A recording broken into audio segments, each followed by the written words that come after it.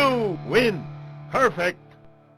Hello, everyone, and welcome to another exciting episode of Nerd Fight. Yeah. Today we've got a special guest, storyboard artist Frank. Hi, Frank. Heyo.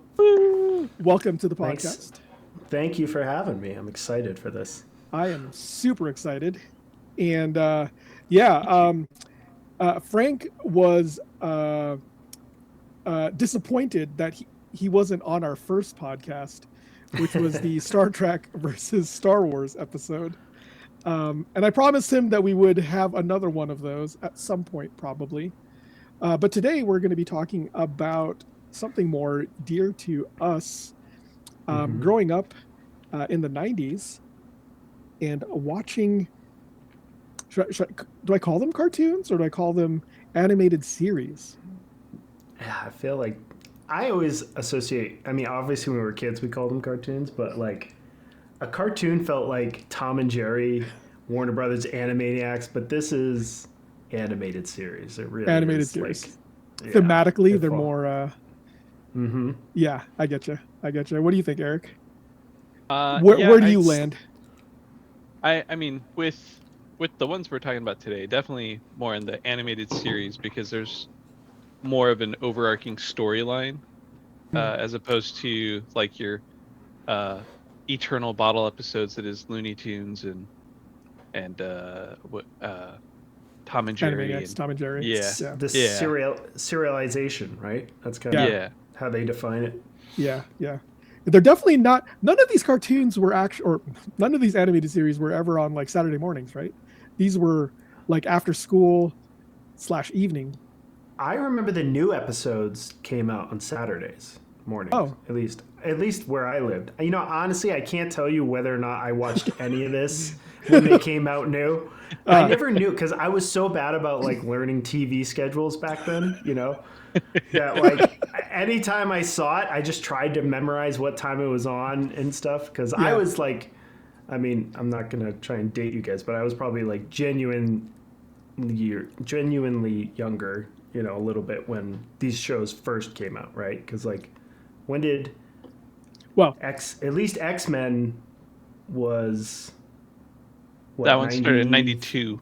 92. Yeah, so I was 7, you know, so I didn't really have an understanding of time that well either. You know, so I think I pretty much watched a lot of it either the second run around, you know, like in the off seasons when they would just play the reruns and stuff until towards the later seasons. But I mean, I think for these ones, I was there, Gandalf. I was there.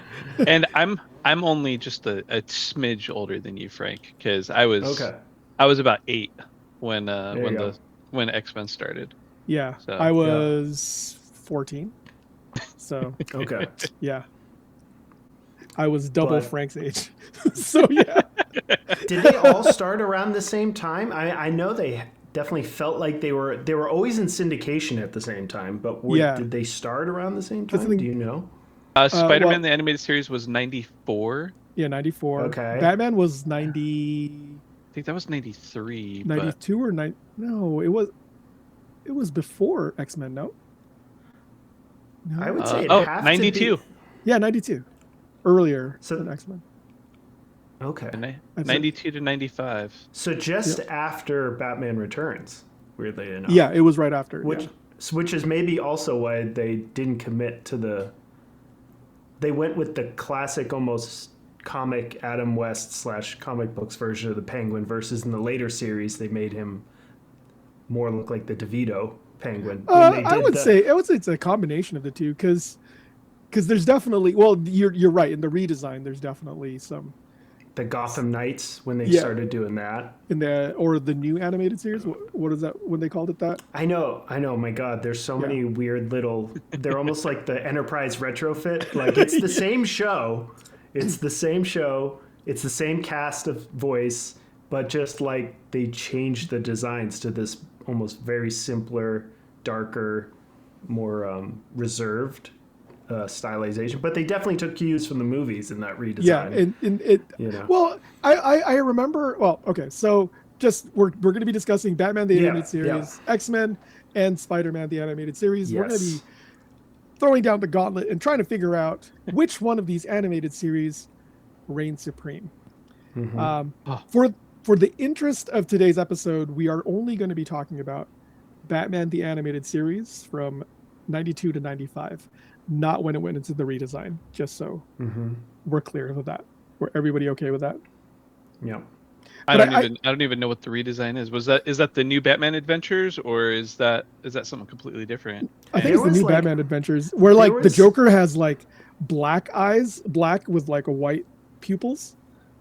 And Catwoman had an all-black suit with white skin, like Michelle Pfeiffer's. Yeah. Isn't there like technically 4 iterations? You consider Batman, the New Adventures, whatever. Then there was I don't know if this was just a combination when they did the Batman Superman hour. Like it was like they edited them together into like almost.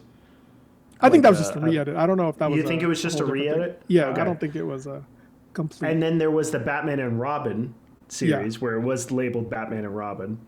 So I mean, and then you could also argue Justice League too. Once we get that's all. That's a whole different another story. Pod. Yeah, yeah. That's another episode.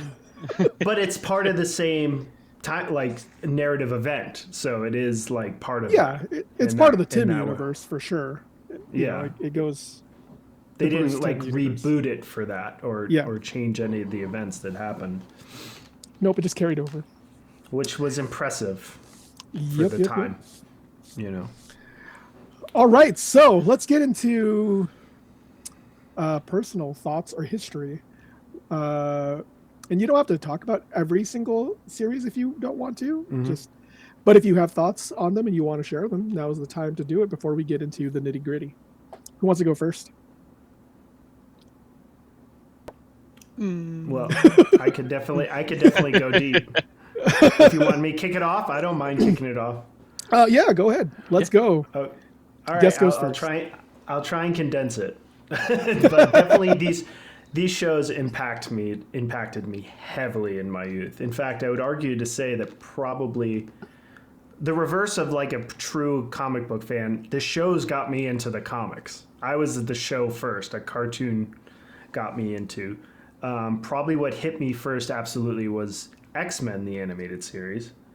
And then because it was kind of part of the same era of where they even had crossovers, Spider-Man, and then I got into Batman. I don't know, the order is probably very short with each other in terms of when and how they came along, but I mean, you gotta, the toys alone of that era.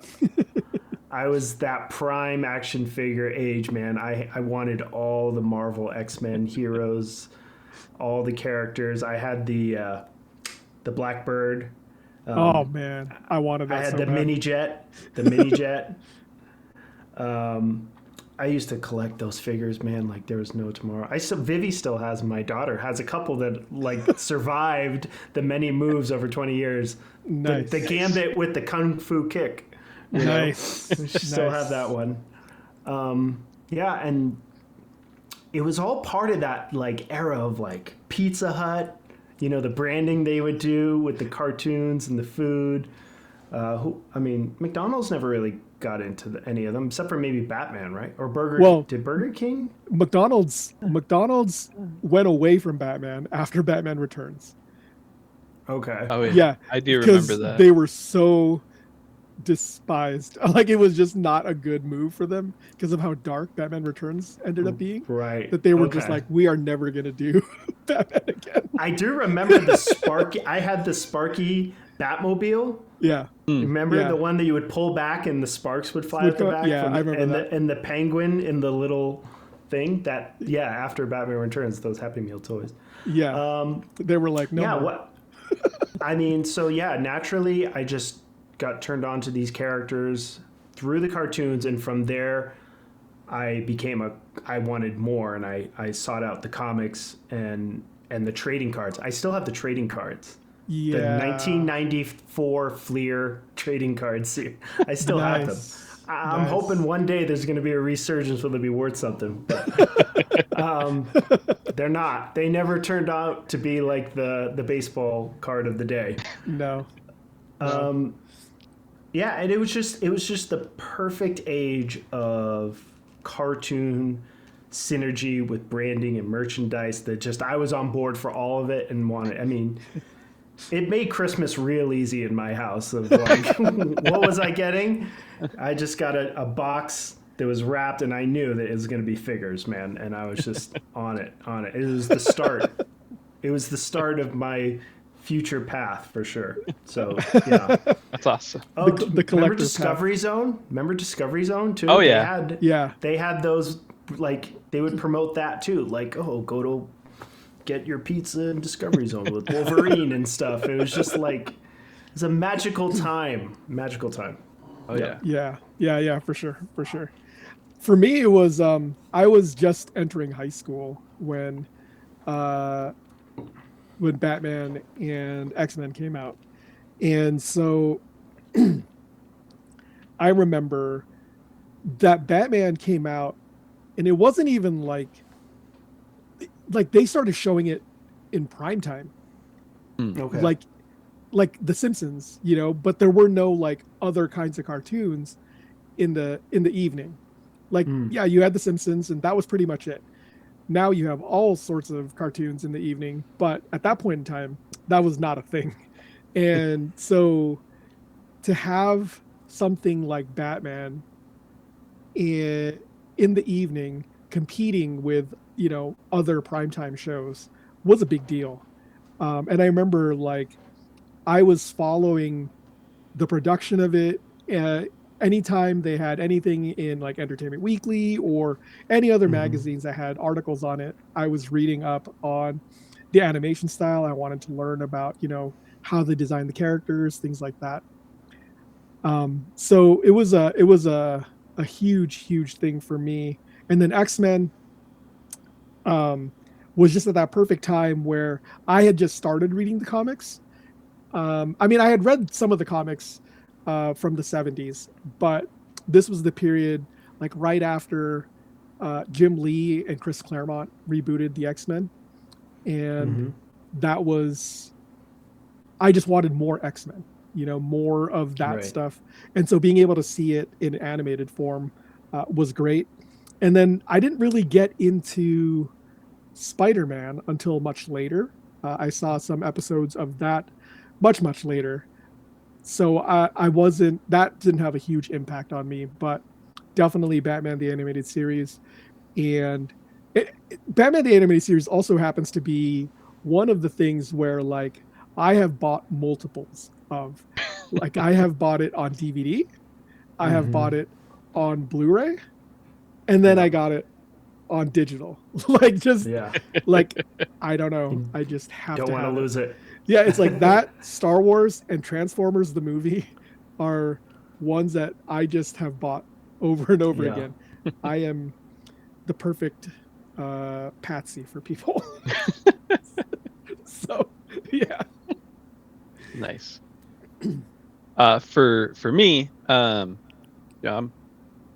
said I was 8 or thereabouts when X-Men and Batman the Animated Series came on the scene, and I remember I do remember that new episodes coming out on Saturday morning, but then I also remember getting home from school, and it would be Power Rangers, and then there'd be Batman and X-Men on, and it was a great time to be a little kid, because it was awesome. Just cartoons in the middle of the day, during the week, it was awesome. And then when Spider-Man came out, I was like, oh, Spider-Man's so cool. I occasionally would get my hands on some comic books, and at an early age, I gravitated towards Gambit. And then but when the Spider-Man cartoon came out, I just fell in love with Spider-Man. I'm like, this guy's so cool. And I remember watching that show as often as I could, and I don't know how. I think because I watched it so often, my parents were like, "Oh, hey, we got you this Spider-Man game for the computer, and it was like the same voice actor Wow. doing the voice, and you could like do these different little scenes. Oh my! Christopher I'm Bart. sorry. I have that in my notes here because I had it as well. It was called. It was called exactly. Oh shoot! I have it right here. The Spider-Man Cartoon Maker on Windows 95. Yes. This was my first entry into animation. That it was so fun. You could literally they like exported individual animations either from the show or made for the PC software into little clips that you just dragged, and it would be on a loop or it stopped, and you could just make animations. I actually saved the link in case like I was watching it because they had some YouTube like capture footage of it, and I was like, oh my god, this was I spent hours on that thing. Oh yeah. So sorry to interrupt you. Oh no, you're fine. I know exactly what you're talking about. Yeah, I had it as well. I spent many hours on that. But like all three of these cartoons were just huge in my childhood. And I mean, and of course everyone has to comment on did the opening theme for X-Men have to go so hard? No, Dude, but they did, and we're did. better for it. And we're going to discuss that in audio for sure. Absolutely. and we've touched briefly in other episodes about the theme for Batman the Animated Series, and the Spider-Man theme. Obviously that gets you going too. But it's probably my third favorite out of the three. But it was just great hours of television, and like it was very formative. Yeah, for sure. Well, we clearly have tons of memories of these Yeah. things, so it's good. It's good. There's definitely impactful. All right, let's go into some criteria here. We usually start off with visuals. You guys okay with that? Okay. So, in your opinion, and you can share as much or as little as you want, obviously, you're going to have to come up with who you think of these three wins out in visuals, and then kind of like explain why you think that way. So, who wants to go first here? Guest goes first again?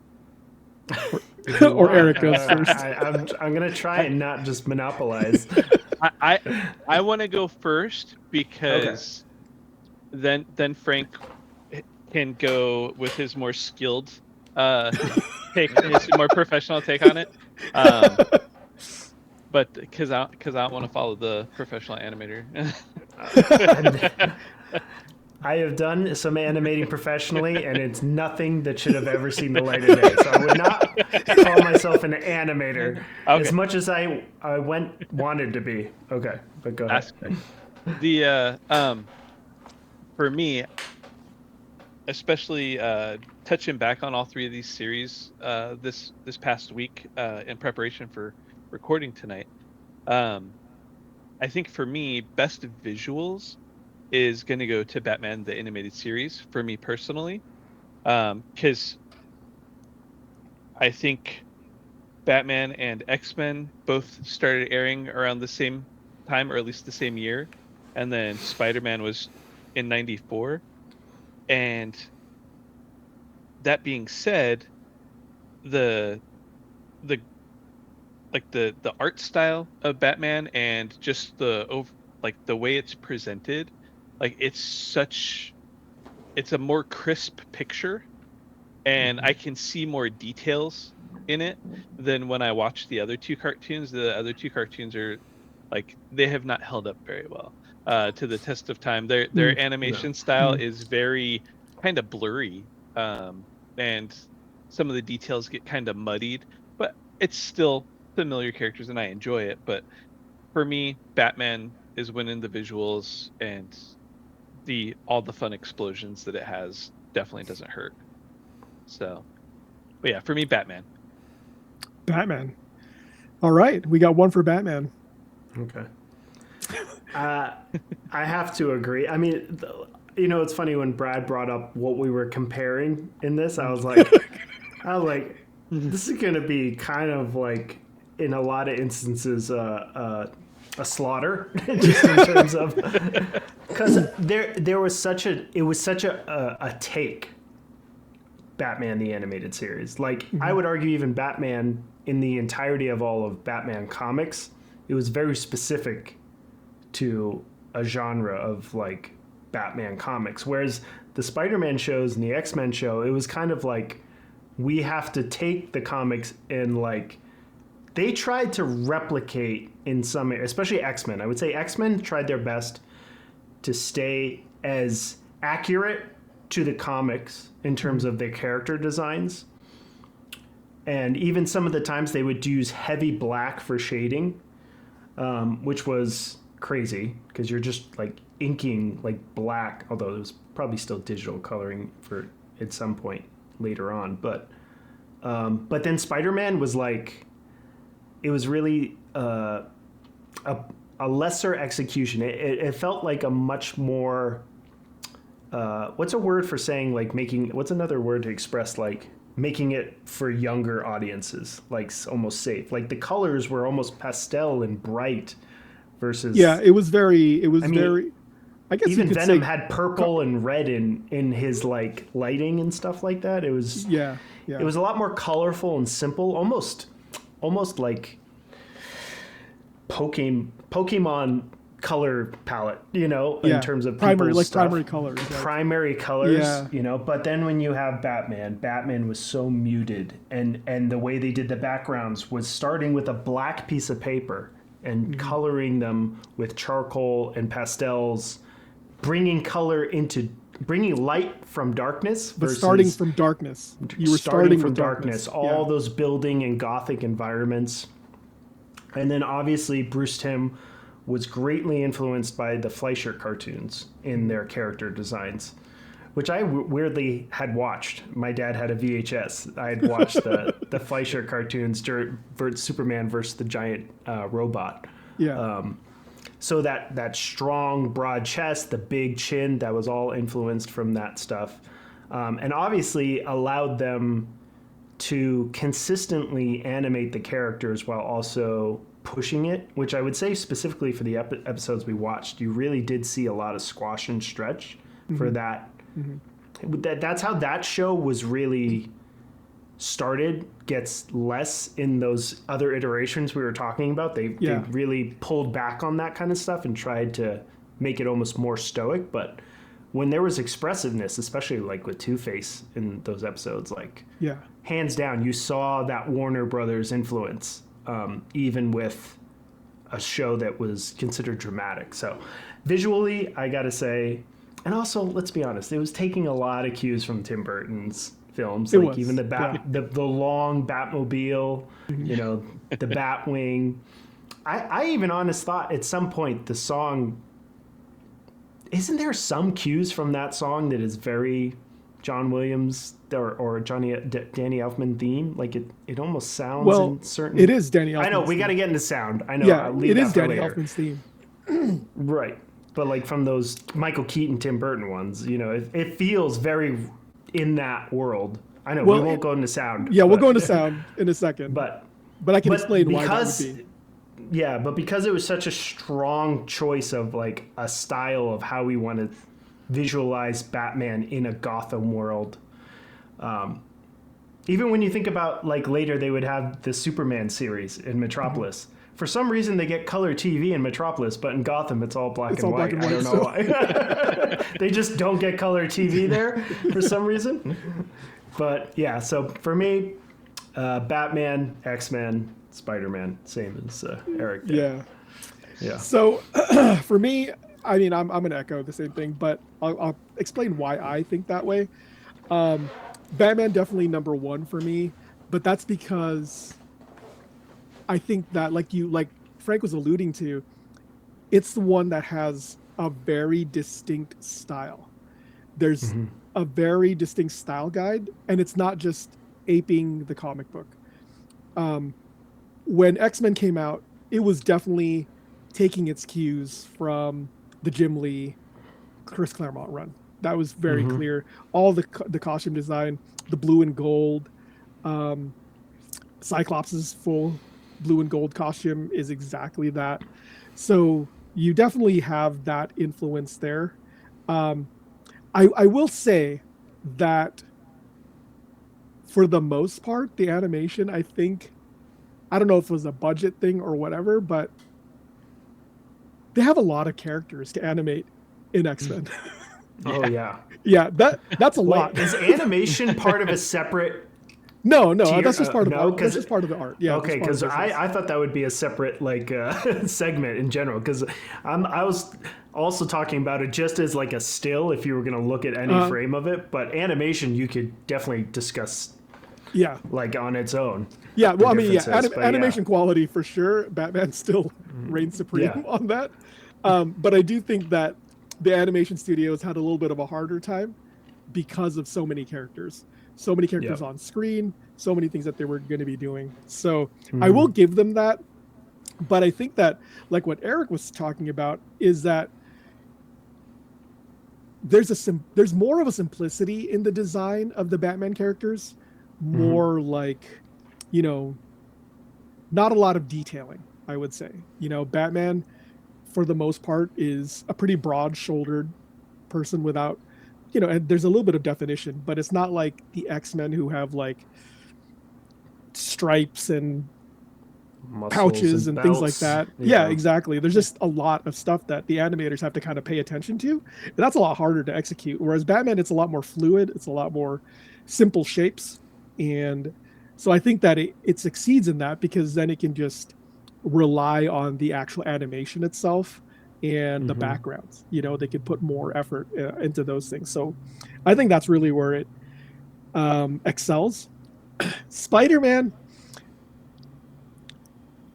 there's something that really annoys me. That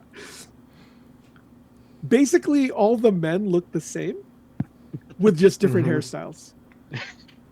Like in the episodes I was watching, the Alistair Smythe looks like Peter Parker, but with a mullet, and different colored eyes. Like he just looks exactly the same. And like even my wife who was watching, she was like, "Why is Peter Parker so buff? he's built, and he was bigger than Flash Thompson." And I was like, that doesn't make sense. Like he shouldn't look like that. So that kind of like annoyed me. Plus, like the CGI, whenever he was swinging through the streets and stuff, was very jarring, and it really did not hold up well. So that kind of stuff. So you should kind of annoyed. Yeah. I mean, you have to almost like commend them because I think you mentioned that it came later, which I don't even think I can't truly. Maybe the last season of the X-Men animated series, did you begin to see them trying to put in, which was also like the worst, but trying to put in some CGI on some like environment stuff. Yeah. Never characters really. Yeah. Maybe unless it was something esoteric like a vision or like a dream sequence where it basically you're just looking at it and it's rotating, but there's no actual rig movements.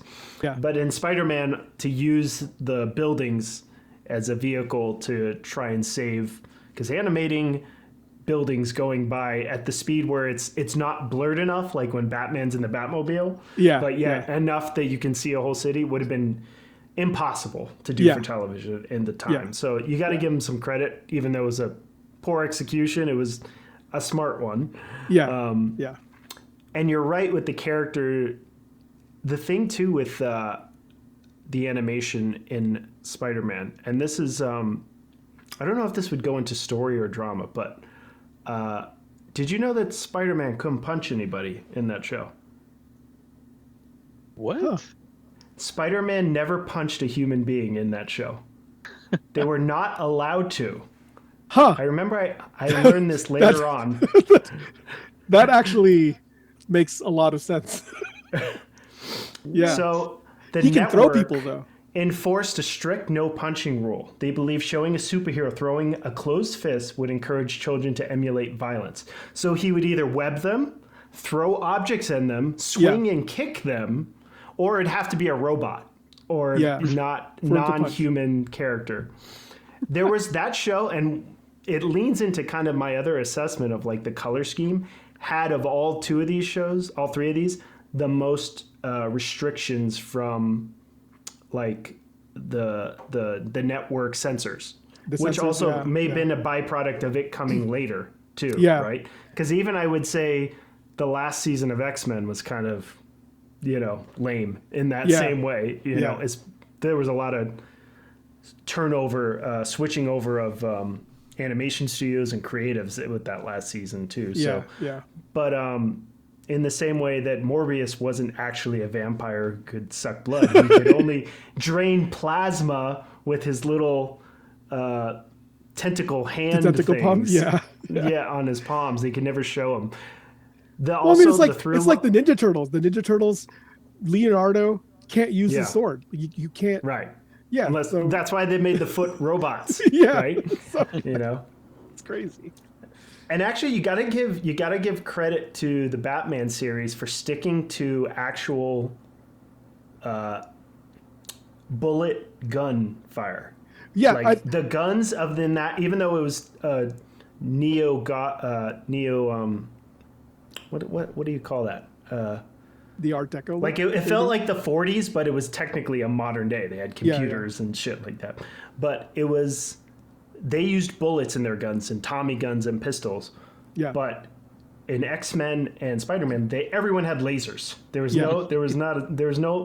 No matter if he was some street thug, he had this super high-tech laser gun. Because I guess in their mind, you could survive a hit from a laser much more easier than a bullet.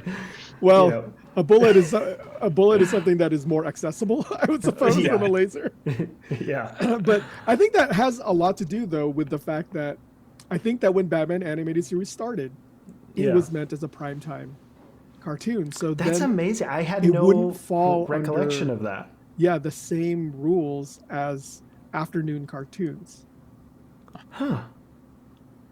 I wonder if eventually they had to stop playing or edit them in a way when that was on that Saturday morning afternoon, when they did move it to that. When they made it to, I don't know. Or did it just get grandfathered in?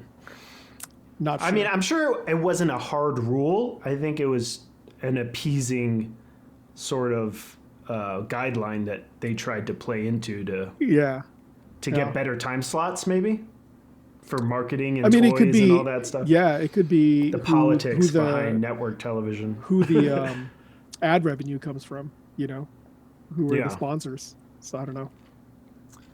I'm not sure. All right, so visuals, clean sweep for Batman. Let's see if the other topics will be, or criteria will be clean sweeps. We're going to go into audio. So I'll start off with audio.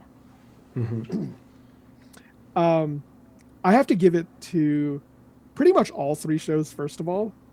The casting directors did a bang-up job casting the voices of these shows. Because for my generation, maybe your guys' too, when I think of the X-Men, these are the voices I hear when I'm reading the comics. Yeah. Dodd as Wolverine, the guy who does Gambit's voice, how Rogue's as Sugar.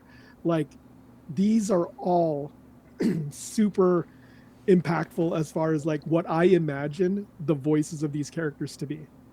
So much so that when I first heard Hugh Jackman's Wolverine, I was like, he doesn't sound like Wolverine. He just that's I eventually warmed up to him, but these are voices that I imagine.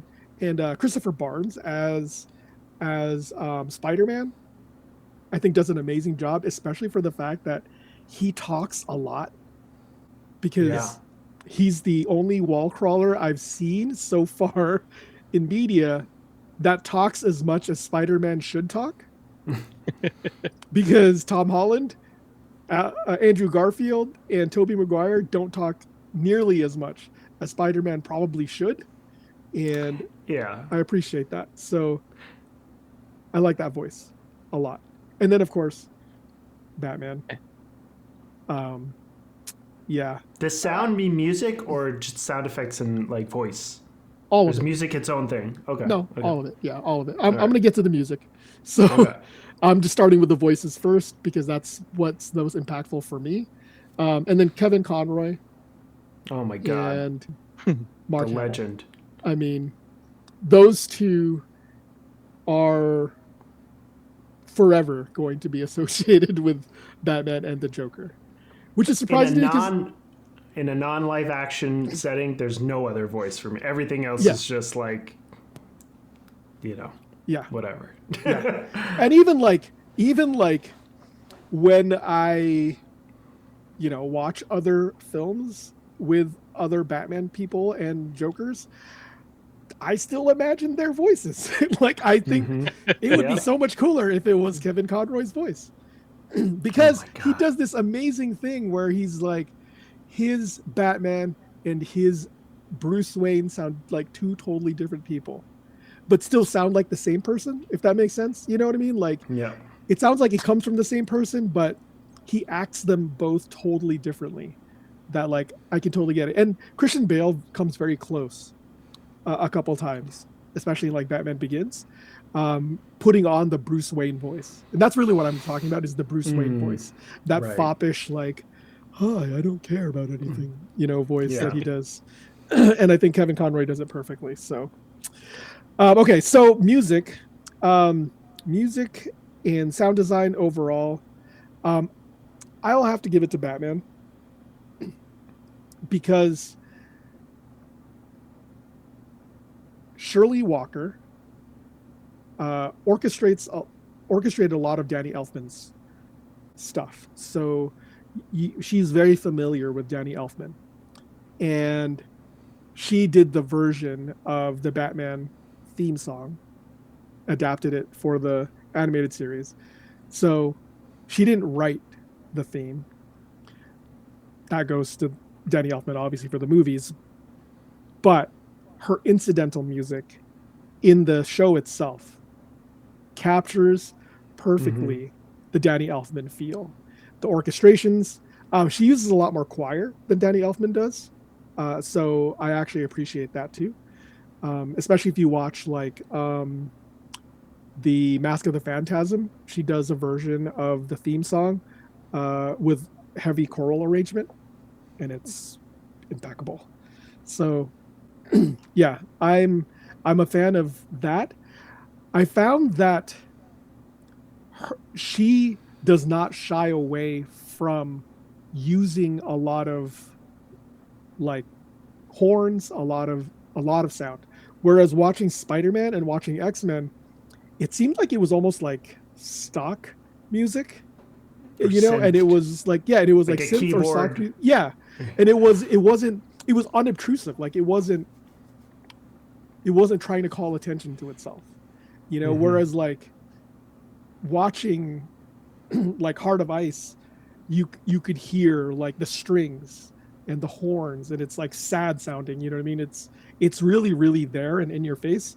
Whereas in X-Men, I feel like they kind of, and Spider-Man, they kind of like back away from the music, so the music isn't as strong. What about you guys? Thoughts? Eric, I want you to go next because Okay. So, I was blown away when I realized that Peter Parker was voiced by Greg Brady from the Brady Bunch movies. Yeah. I was like, this guy's voice sounds so familiar. I'm like, I'm gonna look it up, and I was like, I mean, really? His Greg Brady was Peter Parker. It was so like, yeah, Gee, golly. I was just like, wait, really?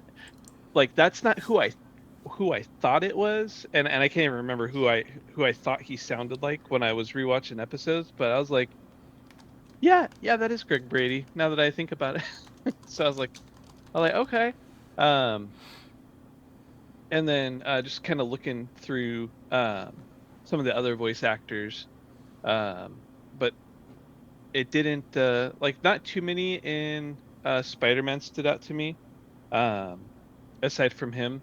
But Is it Ed Asner, J. Jonah Jameson? Yes, Right? he is. That, He is. yeah, Yeah, now he's, that he's you an mention it. amazing Jameson. And, Yeah, and I and was- for the episode that we watched, the episodes, Hank Azaria is Venom. Oh, that's right. Oh, really? Oh, I did. yes. He's Eddie Brock. Yeah. Oh, He's Eddie Brock. Okay, Yeah. I did. I only looked it up for the. I didn't look it up for the. The episode. I mean, if you listen for to 10 him, to 12 or whatever. yeah, Yeah. if you listen to it, it's like you. I'm trying to think what's the most Simpson character he sounds like. I think it's like. Mo. He kind of sounds like Mo. Well, he's not as gravelly as Mo. It's almost No, more like no. one of those side characters that comes in and tries to like, shyster somebody. It's not definitely one of his regular. It's usually when Hank Azaria like does like a random character, like it's almost like the Duff guy. Actually. Oh yeah. I think can it see is. that. I think it's can more see like that. the Duff guy. You Yeah. know, the That's Duff awesome. dude or whatever. It's Yeah, I closer to didn't- that. Yeah, I didn't check IMDb for the Venom episodes, but I did like Eddie Brock's performance in those 3 episodes, and it was nice to go back and visit that. But yeah, aside from the opening theme, I don't remember any music. Yeah. To be fair, lot of the it was opening the theme same of music. Spider-Man has a hard time because it had to compete with probably one of the most iconic Spider-Man songs in the original 60s Spider-Man Yeah. cartoon, right? Like that is so embedded in people's heads as like, Yeah, so the like, Spider-Man theme. yeah. They tried to like techno Kool-Aid it, Yeah, like, they did. Spider-Man, Spider-Man. radioactive Spider-Man. Radioactive Spider-Man. Like I'm just waiting for some like friggin' Capri But I mean, like, Sun liquid but like Batman effects. like sidestepped it by like Yeah. just adapting the movie score. You know what I Right. mean? So like I don't know, they kind of took the easy way out, but Yeah. it's also iconic. So it's like, Right. how could you not? So Yeah, like we have this amazing thing already, or we could have someone try and come up with something that's maybe potentially as good and fall short. Now we'll go with the hotness we already got. but you were But right the- though. X-Men though went hard for sure. Oh, the theme song for yeah. X-Men went hard.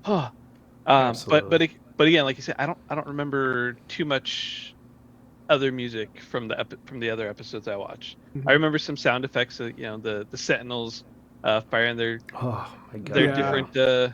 different weapons, and the was it the Bishop's gun, and just like, but yeah, it's like all laser blasts and all the time, which I like sci-fi, so I'm not mad about laser blasts.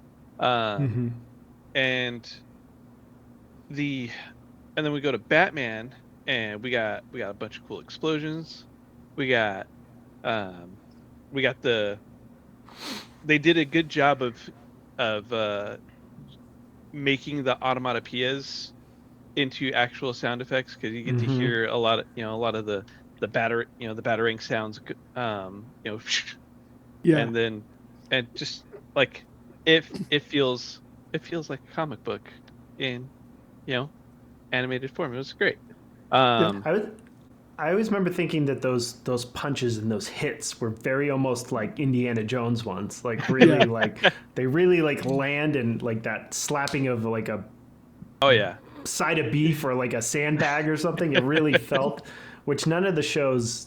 Well, one of them you weren't allowed to punch people, so they didn't even have it. Yeah, Yeah. I Yeah. think I mean,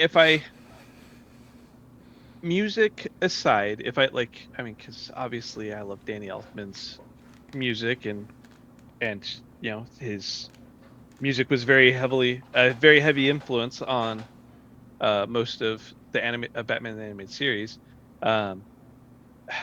I do kind of lean more towards X-Men for like their sound effects and their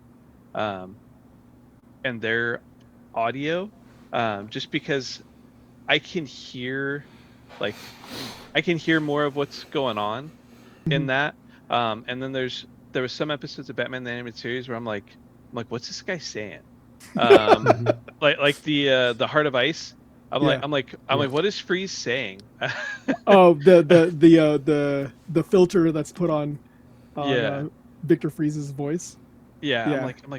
I had a hard time with that episode, but I mean, but that's like my one complaint about the episodes I got a chance to watch. Mhm.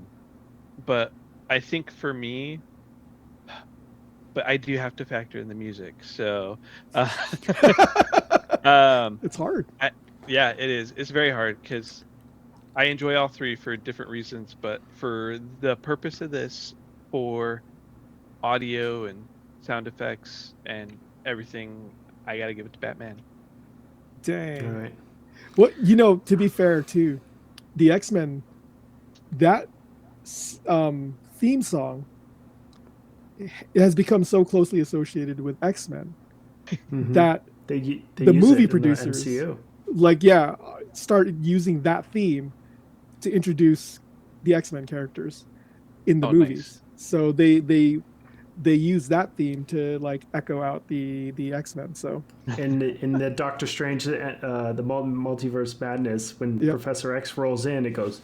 And then there was the moment when in Miss Marvel, when her little like guy in the chair buddy like had analyzed her blood, and he's like, oh yeah, there's something unique thing? about you. There's Yeah. almost something in your blood that's a mutation. It was like right on cue, and then it went, and it was a little cue there. Yeah. So they've I definitely. mean, they did it in the first X-Men movie too, when They did when. Yeah, in the very first X-Men movie when Mystique changes. Oh no, it's in the sequence with Magneto and Professor X in the prison, and he's like they're playing chess. Really? And then the score goes like.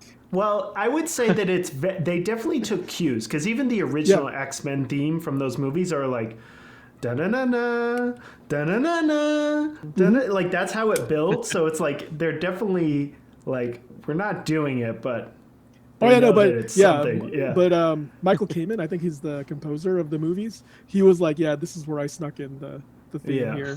Interesting. I never caught that. Or maybe it was so faint. Like it was so similar it's just like a few notes. It's not like it's not as obvious as the MCU ones.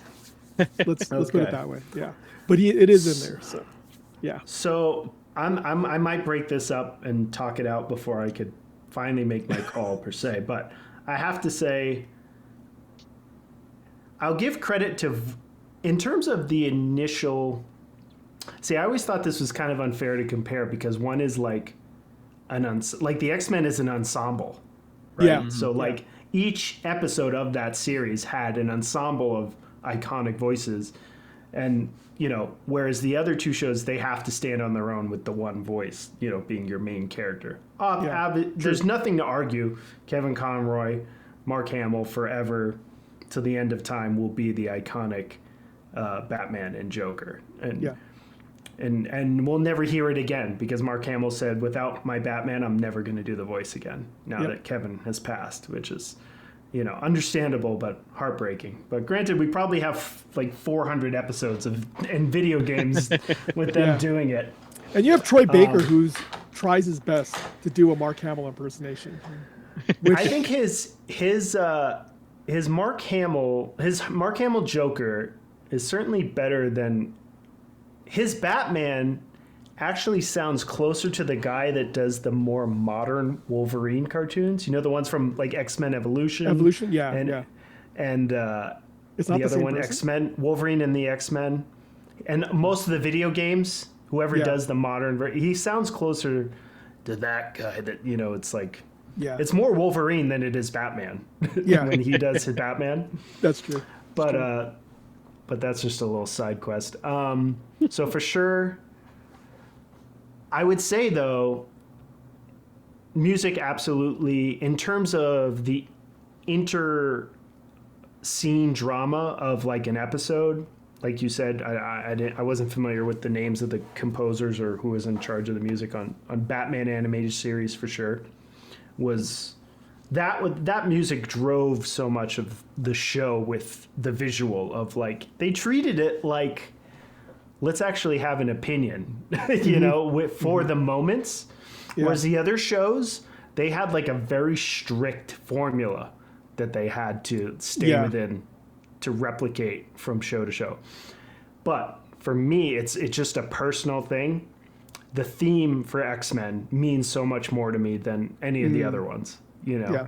Like the Batman animated series theme is so close to the film one that I kind of just say like, well, if I'm going to choose one, I'm going to choose the film. The film 1989 is more important to me than say the X-Men animated series. Yeah, for sure. But so for me, the theme for X-Men is just, man, it just gets me. I just get jacked up. I just want to take my shoes up and jump on a couch and like just down some Surge with some pizza. It's so hard. But I would say for sound effects, also X-Men hits harder for me. The sound of Wolverine's sing sing, the snick giving it an actual like pitch and tone. Yeah. The sound of Cyclops' kinetic blasts. I mean, the sound of when you hear Charles using his mental powers versus when Magneto's doing his everything had the sound of and even the voice acting too, I would say, for the ensemble was so perfectly picked. It's hard to say because there was only one failed iteration of the X-Men animated before that.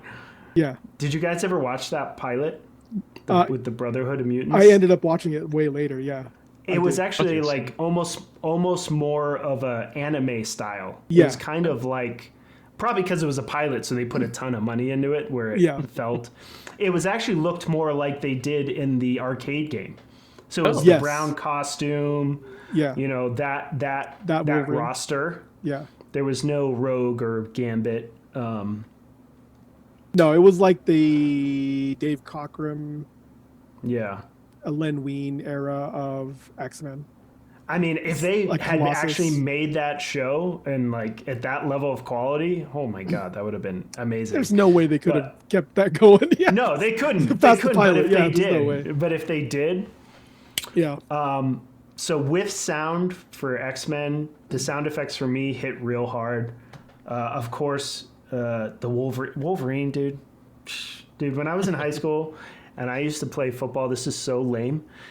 I was a big fat lineman, so like I had to get angry to even like hold my own. I would growl and I would snick before he would say hike. I'd be like, shink. Like I had to like, I would do that in real life. Anytime I would get angry as a kid, I'd like close my fists as if I could pop my claws. Like that's how much X-Men impacted me in such like, especially Wolverine. Yeah. Nice. I will give credit though. It's funny you brought up Mr. Freeze on the episodes that we watched. Mr. Freeze, who I found out like later, and this ties back to you guys in the first episode. Mr. Freeze was played by an actor named Michael Ansara, who was the original. He played this Klingon general called Kang on the original series, DS9 and Voyager. Yeah.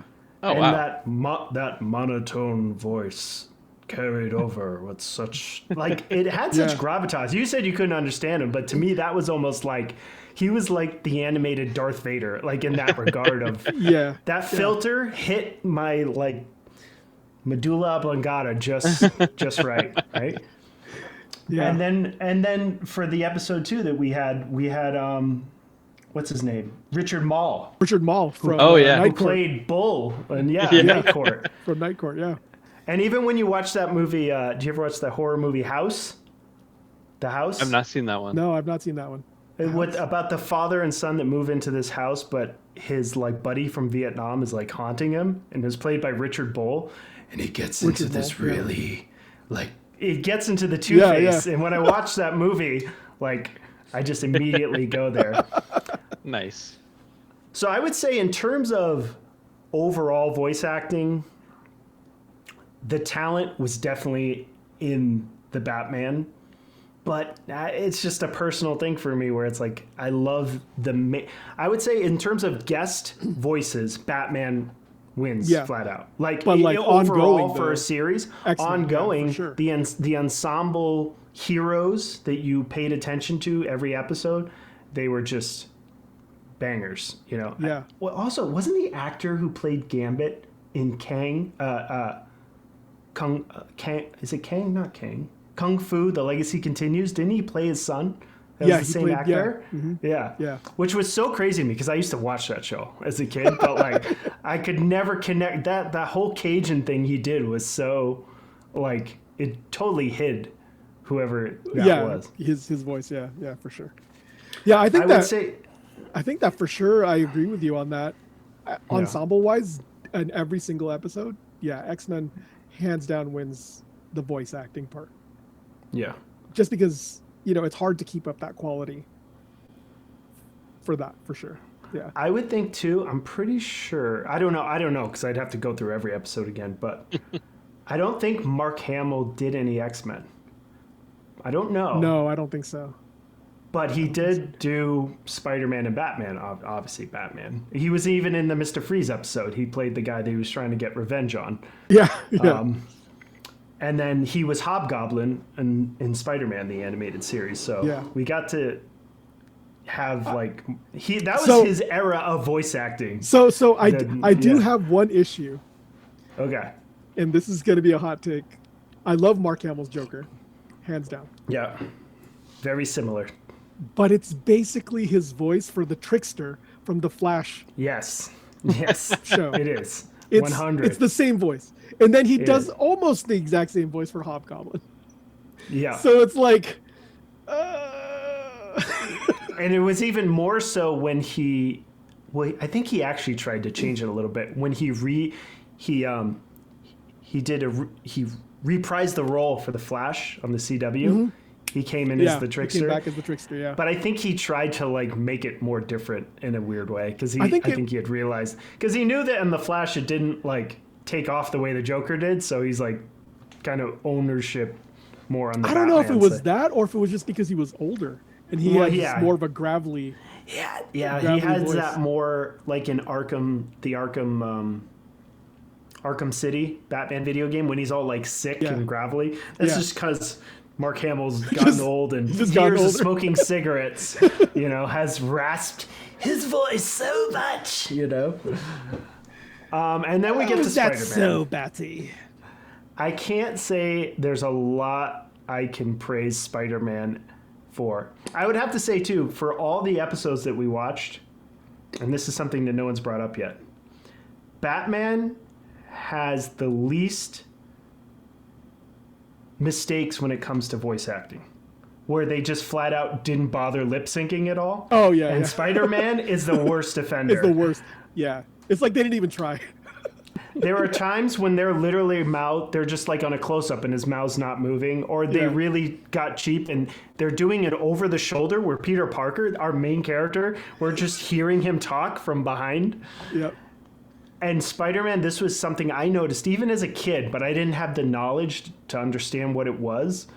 They were the worst offense when it came to reusing footage in other episodes. Yeah. And I'm not talking a flashback. I'm talking let's take this animation, reuse it, and not even reuse it in its proper timing. They would try and slow it down, which you can't slow down at 24 frames per second, which if you're lucky, they did 24 frames per second. Probably most of it was 16. 12. Yeah. So there would be these times where it almost looked like, when you're trying to fix tracking on VHS, when these it's almost what they did in the Hanna-Barbera era, but with 90s animation technology that was I remember as a kid, I'd watch episodes and be like, what is my TV jittering? What's going on here? I was able to pick up on that.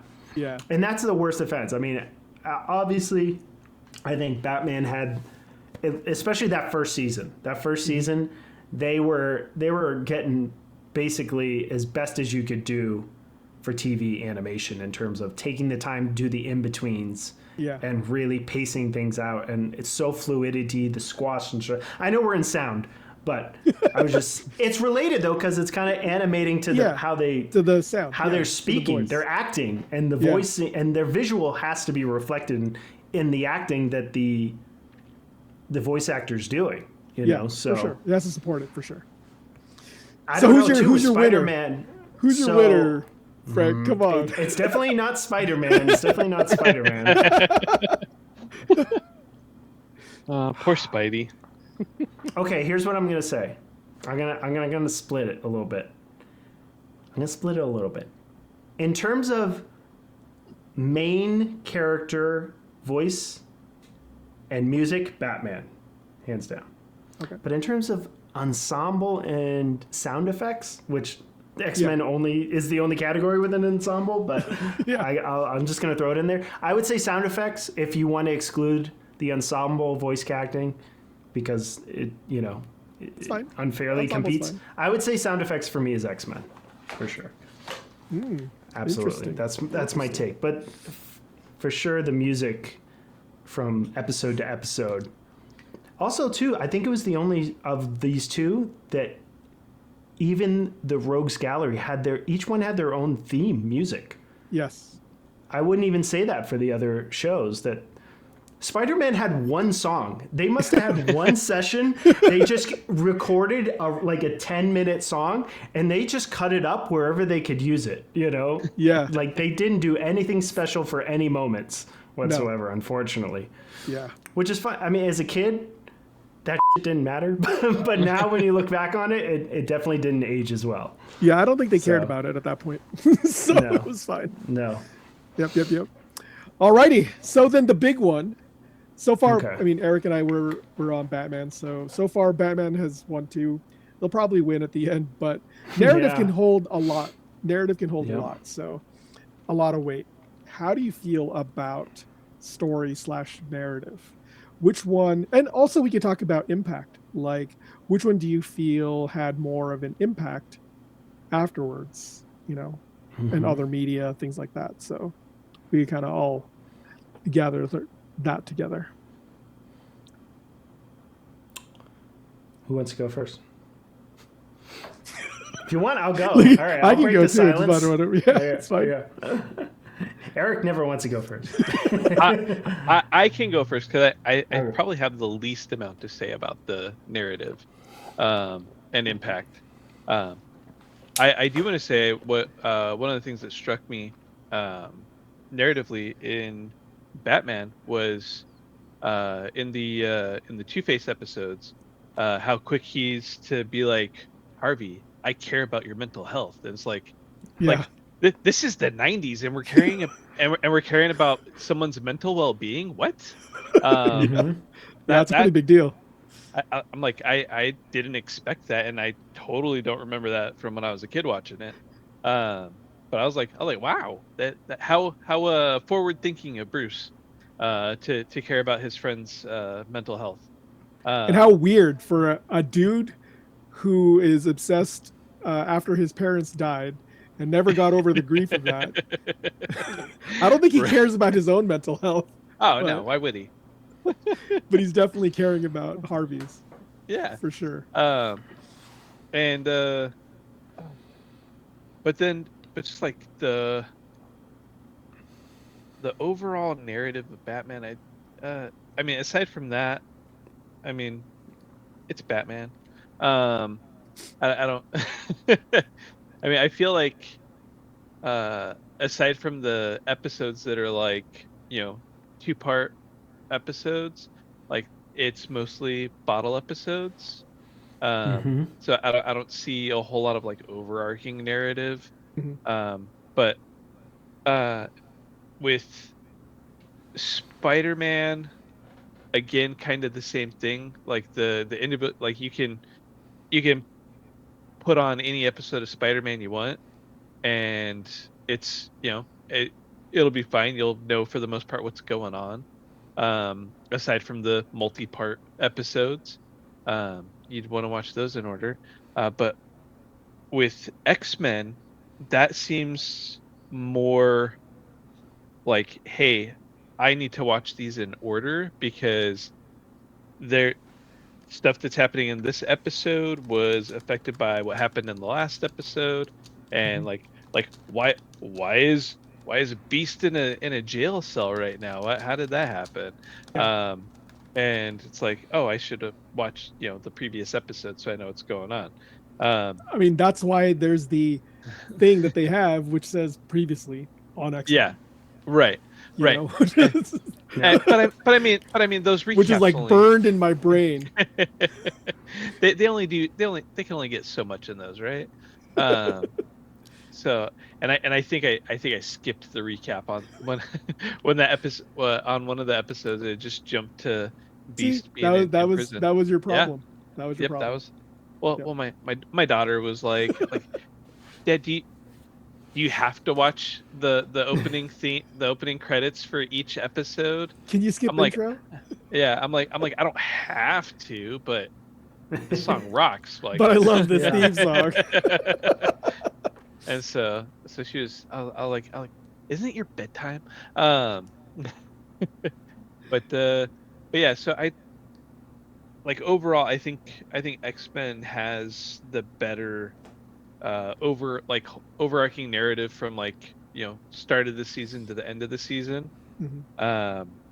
And impact wise, it's like, again, with like the mental health and and it goes back to the original comics as well, as like accepting people for who they are.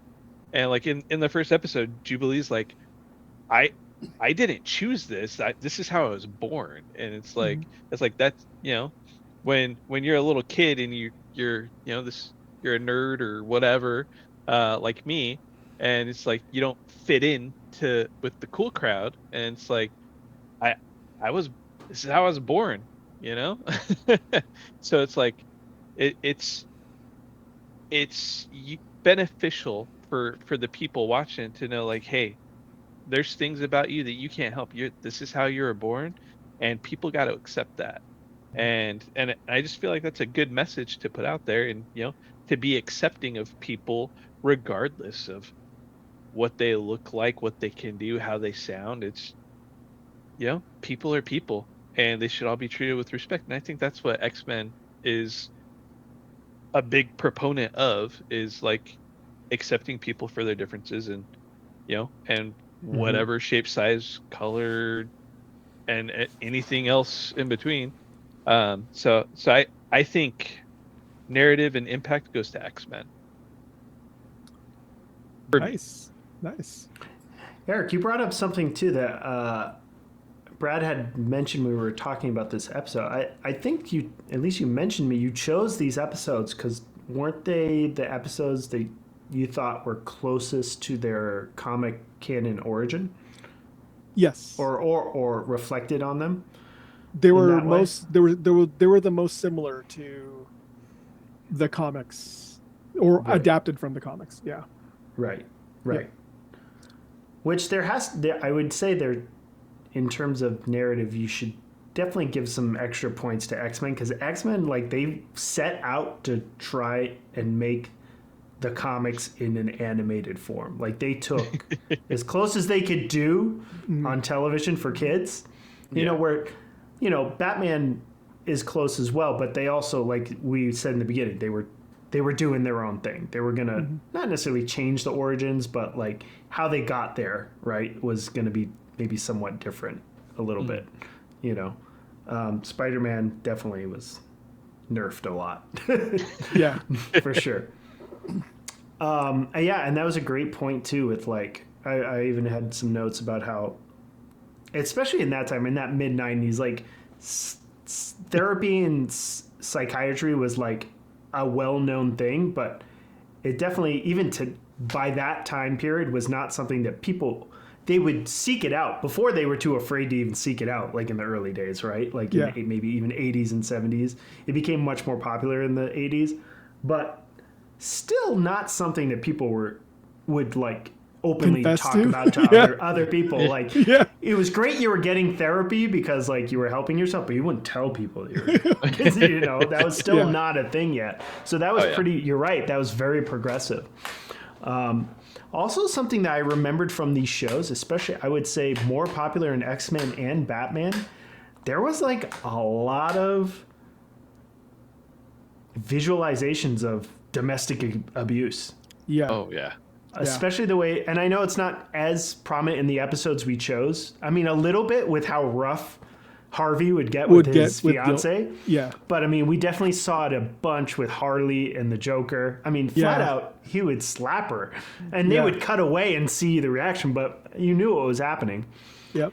And the way that, and this was not in the episodes that we watched, but there is that one pinnacle episode of X-Men when Wolverine goes back to the Weapon X program years after, and all the Weapon X people also show up because there's like some MK Ultra thing that draws them back to the program, and they're trying to put together their memories, and there's like a flat out scene where basically Sabretooth is about to rape Silver Fox, or at best like just beat the shit out of her, you know.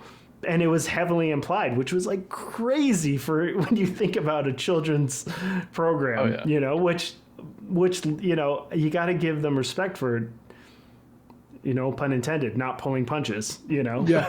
But, and Spider-Man never touched really anything like that. I even think with X-Men, they tackled, obviously, the metaphor of the X-Men from the comics was racism in the 60s, but like, there was a point when, and this was one of, I think, the season 5 episodes where that alternate reality Wolverine and Storm get sent back to the 60s to save Charles from getting assassinated. Yeah. And they go into a diner and they're like, we don't like your kind around here. And they're like, how does he know we're a mutant? I don't think that's what he's talking about because Storm is black. And it's like crazy that subtext they're throwing in a children's, you know, cartoon and stuff like that. It's just, and it's very satisfying to see Wolverine defend her. It was like, you got a problem, bub.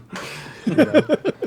I'm just going to add on to this part. I give a lot of credit to the X-Men, even being able to approach, because, you know, the whole core of the X-Men, right, is that, you know, they fight for the world that hates them, right? So, you know, and they're against prejudice. And to have, like, characters like Bolivar Trask and Senator Kelly and the Friends of Humanity, like, those are pretty big things and big themes to put in for a show for children. You know what I mean?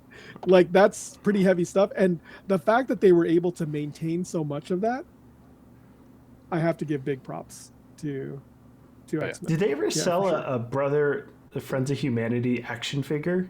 No, I don't think so. I don't think so. Like, oh, maybe. I don't know. It's like, here's the racist. 6-inch all racist. Yeah. But sorry, go ahead. I would say, too, like, and this is almost like an honorable mention and credit, because we didn't even mention this because it wasn't an episode thing, but I think it's worth mentioning. I'm going to give Spider-Man this. Spider-Man had the most in terms of character, expanded universe, guest characters, and crossover. So Spider-Man crossed over with the X-Men, which was like, what? That was like mind-blowing at the time, right? Crossovers, that was like pretty rare. You know, until they came out with the Superman series, that wasn't happening, you know, in Batman yet.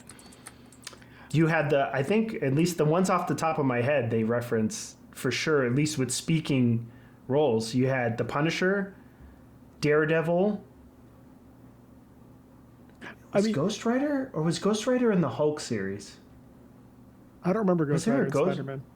Maybe it wasn't Ghost Rider. There definitely was a visual of Doctor Strange was in there. Yeah, Doctor Strange, yes. And I don't know what you're talking about, dude. Spider-Man and his amazing friends had a ton of crossovers. So did they actually? He did, Like, actually, no, yes. but outside Hulk of was his there. friends. He was in that Hulk, show? Hulk was on that show. Captain America was on that show. Yeah. Really? Huh. Yeah. Yeah, Spider-Man has a history of drawing Well, I in know. the other heroes. Yeah, for sure. Oh, yeah, that's true. Actually, Captain America was in the X-Men, too. Yeah, he was. Yeah. When Wolverine was reminiscing about being in World War II. Yep. Which he suddenly remembered. Despite never technically have healed his memory, but he remembered that. Well, you know, Wolverine's amnesia is convenient. I will give credit to that too. Yeah, it is convenient amnesia. What Eric had touched on too, like as a kid, I loved the Batman series, but in a weird way, it could be on any day of the week, and it felt like almost a lottery of what you were going to get. Like it was connected. Like if the next season we ran into Clayface, he would like say like, I thought you dissolved into the drain or whatever, so they would do a callback in that way, sort of. Yeah, but not like pick up a narrative thread. Like no, it wasn't serialized like that. Yeah, but I would say Spider-Man for sure was the most consistent linearly with that, because for whatever reason, and I tried Googling this and I don't remember if I got an answer, for some reason you would have like a cliffhanger in the broadcast run, but then you'd have a bottle episode and then they'd pick it up again after that. Like it was a two-parter that was broken up by a bottle. For some reason they would not touch on a thing that was going on. Like I want to say, and I could be wrong about this, the reference I'm making to, but it feels right. It was like when Xavier and Magneto like meet up in the Savage Land, we then had like this whole episode with like Wolverine in the Arctic that had nothing to do with anything else going on, and then we'd pick it up after. Like they would do episodes that felt out of order, and I don't know if it's just they were behind in their production on completing them or something. It felt very jarring. I remember as a kid, and even if you go through the order on like Disney Plus, you're like, what? This doesn't make sense. You know what I mean? So in terms of the animation house was still working on the two-parter episode, and then they had another one. It's probably the logistical reason why. Yeah. I'm just saying, I didn't like it even as a kid, because you're trying to like stay in the excitement, Yeah. But Spider-Man was pretty good about that, I would say, at least. I will say Spider-Man did have connective tissue for sure, especially if you like watch that entire first season. There's an arc for Eddie Brock. There's like, where he's just like gets more and more obsessed with Peter Parker and like wanting to like off him. So like you could definitely see that building towards the Venom episodes. So I gotta say too, I was scrolling a little bit. I'm trying to remember. In the episodes that we watched, there was no Mary Jane in them, was there? In the episodes we watched, not like that season. There was Felicia Harding. There was Felicia the Harding. weird nerdy lab assistant for Doc Connors. Yeah. MJ was in the she was in the Venom episode. Yeah, the she third was? Venom episode. Yeah. Yeah. The third Venom. I didn't get to the third one. So and then Eddie gets like, who's this, like, Peter? Like he's like, yeah. Who is this, Peter? They did MJ wrong in that show. When I discovered Todd McFarlane's comics of MJ, I was like, that's supposed to be her? Why the hell they put her in jeans and a sweater? What the hell? I feel like she's more like her character in the 60s. Yeah, but even in the 60s she had like fun skirt and like boots and stuff, I don't know. Didn't do it for me. Not the way Rogue I feel like for sure. That's different. I think there should be a category about how like some of the female characters from these series influenced us into our adolescence, because I had a giant poster of Rogue in my room. I didn't have Cindy Crawford. I didn't have, Christy Brinkley or who was like from Saved by the Bell, like Tiffany Amber Thiessen. No, I had Rogue, a big painted image of Rogue. No, I just had the X-Men swimsuit special with Oh Jim my Lee's God. cover. Yeah. That was awesome. Yeah. Well, I had those too. On the cards, the Fleer. Oh yeah, the Fleer cards. Yeah. The Boris Vallejo painted ones. Yes. Yes. I mean the very. It awoken something. Should that be under? Should that be under visuals? Is that what we're doing? I mean, it's so made fun of today too. The meme of like Rogue lying down with her butt. In front of, by the way, that's my suggestion for the thumbnail. Is you guys you're gonna do your AI of you guys, but then have like Rogue like middle? lying down in the foreground with my face looking back. The very like awesome. juicy booty. Yeah, That sounds that's my awesome. pitch for the thumbnail. All right, so for narrative, Frank, who do you pick out? Narrative and impact. And this would be controversial, but for me, for what? Okay, here's what I'm gonna give two answers. All right, impact in terms of animation history, TV history, hands down. You can't deny it's Batman the Animated Series. Like it's an iconic series. It's iconic. It's way more universally iconic in the zeitgeist, I think, than the other series. But for me personally, what affected me the most was the X-Men. Yeah, The X-Men. that's fair. Absolutely. Yeah. Yep, that's fair. So for me, I'm split on this. This is one where I'm not clear. I was actually impressed by the story of Spider-Man. Yes, they were limited, but I think that they captured things really, really well. And it's obvious that the people who later made the movies paid close attention to Spider-Man because they didn't really adapt. Like Sam Raimi and stuff didn't really adapt like the original 60s cartoons. They took beats, it feels like, from especially Spider-Man 3 is pretty much the Venom episodes of the animated series. If you watch Spider-Man 3 again, they introduce Jonah's son. They do the whole cathedral fight, and that's how Brock is, and how Brock gets the the costume. Like it's pretty much that. So I don't know if Raimi I know he's not a fan of Venom, so he was just write whatever. But it's pretty much that series. So I thought that was fun. X-Men, like I said before, I think that I gave them a lot of points for what they can actually get away with and how much that they focus on, because that's really important to the core of X-Men. And like you said, they didn't pull punches, so I appreciate that a lot. I actually appreciate the more contained episodes of Batman because I feel like their stories are just very well written and plotted out. Yeah. Beginning to end, they don't waste any time. It gets right to it. They're perfectly paced. It's funny because they're all like 19 to 22 minute episodes, right? Right. Spider-Man felt like it was like always like boom, boom, boom, boom, boom, boom, boom. Whereas like Batman felt like it was taking its time to tell a story. And like Which I got crazy this because feeling there was no time at all.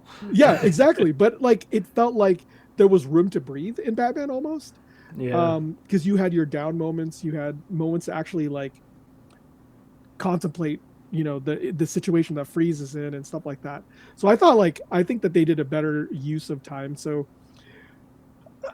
for me, the impact part of it though goes to Batman simply because Batman influenced the comics later on in that like they created Harley for the show. Yeah. Harley Absolutely. got accepted into the comics and then into the movies where she became a big part of the Paul DC Dini. movies. Yeah. And Paul Dini.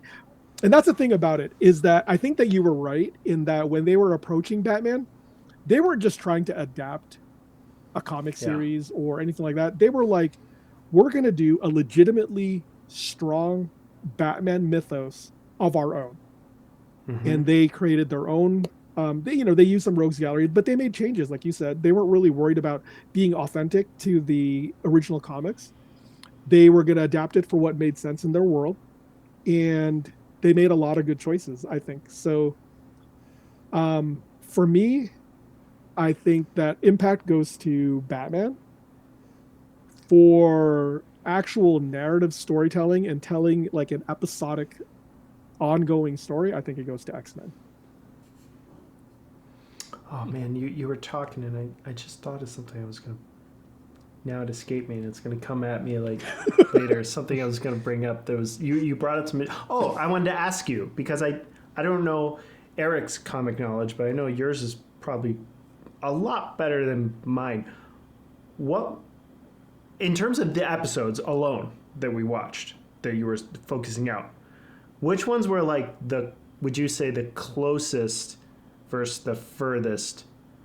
I know for a fact, I know more about the X-Men than I would say Batman or Spider-Man. I didn't read a lot of Spider-Man comics, so I don't know them as well in terms of like origin or entering into the sort of zeitgeist of Spider-Man or say Batman with Mr. Freeze. Like I don't even know what necessarily if they were what has Bruce Timm ever talked about where he pulled his origins from, if any, or like we said, he was just doing his own take. Like he was just doing his own take. There was no straight adaptation for that. The two adaptations that were specific of what we reviewed was the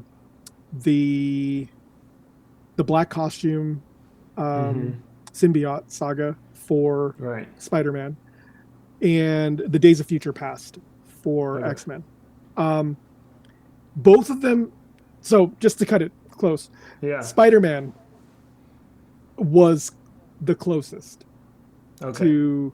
I mean, there was a lot of things changed. Like obviously, he didn't find his suit on Battleworld, with the Beyonder and stuff like that, and Doctor Doom. So that is all out of that. But pretty much once he gets the suit, the symbiote,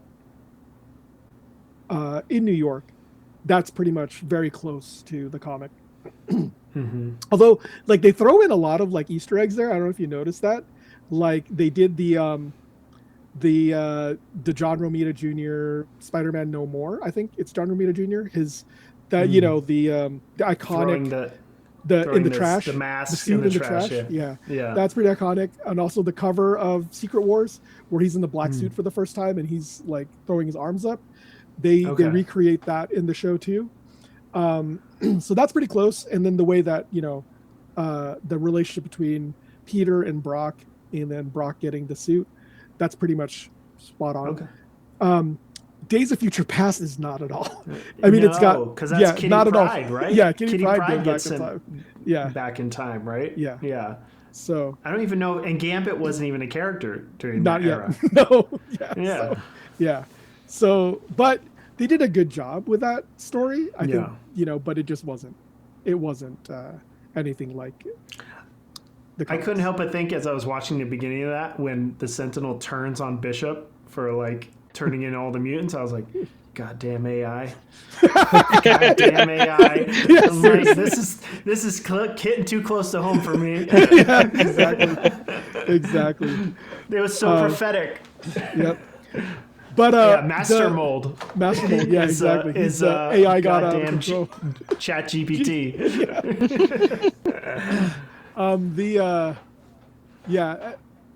Man, the thing that like, there's some things that. So Mr. Freeze was not nearly as good a character until Paul Dini and Bruce Timm wrote him. Right. Okay. And even like Two-Face, he was kind of like a gimmick, a guy who's obsessed with twos and flipping coins and stuff like that. And I at first I wasn't a fan of like the fact that it wasn't acid, honestly, because that's like the accepted, origin for Two-Face, right? Is that he was defending in a courtroom and one of the mob bosses throws acid on his face and stuff. But I think that the way they handled it was way better, and then it became that started influencing even in The Dark Knight, right, when Aaron Eckhart's Harvey Dent gets blown up, and so I think that it has a lot of influence. So yeah, it's funny the tie between those two things. Just my final little personal story. So when Eric was talking about the Spider-Man animation cartoon maker. Oh yeah. When around that same time that I got that software, I was super into Batman and Robin. Oh yeah. Okay. So I don't know if you did this, but obviously because I was an artist, you could paint over the animated characters with like line dragging, almost like Microsoft Paint at the time. So I would convert the animated clip art characters into Batman and Robin episodes. Awesome. I would just override it and do my own thing, because that was my first foray into any sort of Photoshop, you know, or whatever. Nice. But that was just a little thing that it's so amazing that I didn't know anyone else who would ever use that. That's amazing. It was so fun. It was so fun. Remember the stupid lizard flipping around all the time? You had to figure out how to time it and stuff. It was great. It was so much fun. It's so underrated a concept. If kids could just make their own animations with their favorite characters, that would sell today still. Yeah. I've never seen anything like that, you know? Yeah, there was a Mario. Except for with deepfake. now just using AI to do it, you know? There was a huge 30-year gap, though, where there was nothing in between. So, all right, that's it. That's all right.